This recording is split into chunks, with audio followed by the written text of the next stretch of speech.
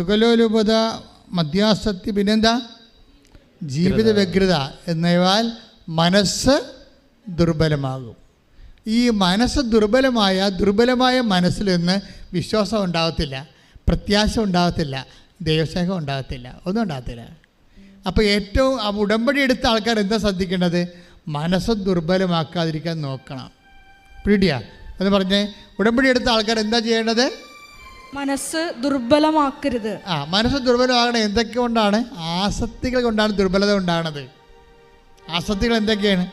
ഇപ്പം സുഖലോലുപത അത് ഭയങ്കര ഒരു ആസക്തിയാണ്. എപ്പോഴും നല്ല ഭക്ഷണം കഴിക്കണം, നന്നായിട്ട് ഉറങ്ങണം, നന്നായിട്ട് ആൾക്കാരുമായിട്ട് ജോളിയായിട്ട് പോകണം, സിനിമ കാണണം. അതുപോലെ തന്നെ ഇങ്ങനെ എപ്പോഴും നമുക്ക് സുഖം തരുന്നതിൻ്റെ അകത്ത് എപ്പോഴും ആബന്ധമായി കഴിഞ്ഞാൽ എന്ത് പറ്റും? മനസ്സ് ദുർബലമായി കഴിയും.